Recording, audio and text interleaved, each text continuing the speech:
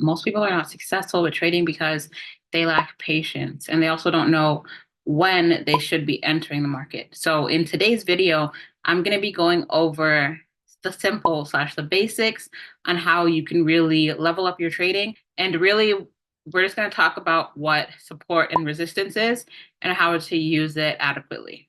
Okay, so one of the pairs that personally for me, I love trading is called SPX. So with SPX, what there basically is support and resistance.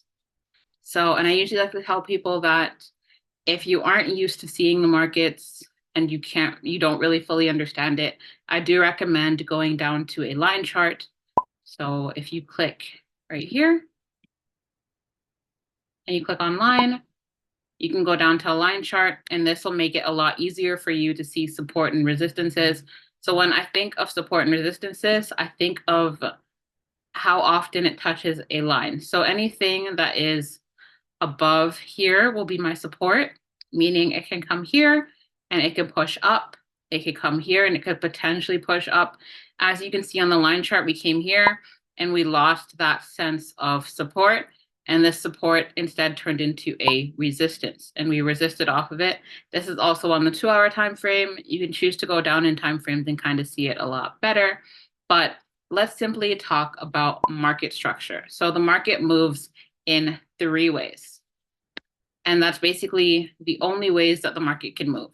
All right, so in terms of how the market moves, we have an uptrend, we have a downtrend, and then last but not least, we have something called consolidation.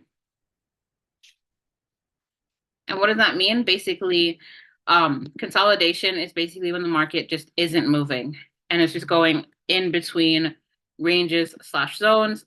So I'm just going to draw it out for you guys. Say we were in an uptrend, you would see a series of higher highs and higher lows and higher highs and higher lows. So it's going to look something like this.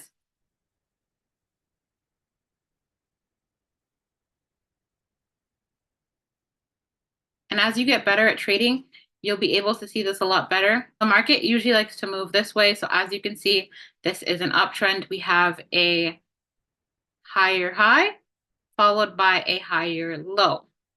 I'm just going to write higher low here so you can fully see it. We have another higher high because this high is higher than this high. And then we have a higher low, higher high, higher low, higher high, higher low. And your goal isn't necessarily to get in at highs. You want to be able to get in at pullbacks. So your entries would be roughly right here if we were in an uptrend. And then, so the same concept kind of follows for a downtrend as well. Lower, low, higher low, lower low, higher low, lower low, higher low, lower low, higher low.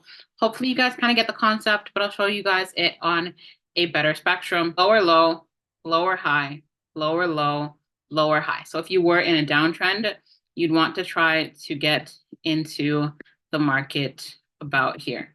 And say we were ranging, right, slash consolidating, and the market was going like this. I say this all the time, but when the market's moving like this, your goal is to just sit on your hands and do absolutely nothing. But that's that. And I'm going to go into showing you guys how this really works and what it looks like on the charts. Okay, so as you can see, I do have zones here for SPX. So as you can see over here, we created a higher high, and the market didn't push up to make a higher low, which means we changed directions and we created something called a downtrend.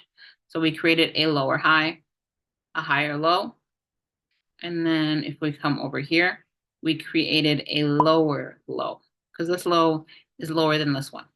And then we continued that. We were ranging a bit. We created a lower low here, and then we created a lower high, and then we created a lower low here. And as you can see, your eyes will get better at seeing where the market is and what the trend is. So as you can see, we are currently in a downtrend. The trend is your friend until it bends. So as you can see, we were in a downtrend here until about right here when we broke up past this line of resistance that was once resistance, we found support and we came back to retest it. So let's talk about how you could have made money in the market by using simple support and resistance. So what I would recommend as a beginner is basically looking at the charts, seeing where the market could potentially come back to retest. And what that basically means is we broke out of this line, we could possibly come back here. I'm going to change the chart to back to my candlesticks. Lovely. So now you have the candlesticks, right? You can see we were in a consistent downtrend. And as you can see, I'm just going to label this for you guys so you can see it a lot better. You can see that right here on the 2-hour time frame, I know it is higher, but you can see that right here on the 2-hour time frame, right, on Thursday last week. The timing doesn't really matter. The market usually likes to come back to these areas. So you can see that at 2 p.m. around this time, we came into this zone and we pushed up off of it. So I wouldn't necessarily want to catch the first move. You can, but it is a lot more probable if you wait for the second move. So I'll be waiting for the candle to come back here and then push off of this. So this right here would be something called liquidity, which we're going to definitely go into in future videos. Let me know if you guys want a video on what liquidity is and what it means and how the banks kind of use it as a sense of control. But so here you could have waited for the market to retest this area where she did around here, and then you could have took buy positions right here. And I'm just going to bring this over so you can really see it, but that's pretty much that. And then last but not least, I really wanted to talk about how support and resistances kind of go hand in hand with whole numbers.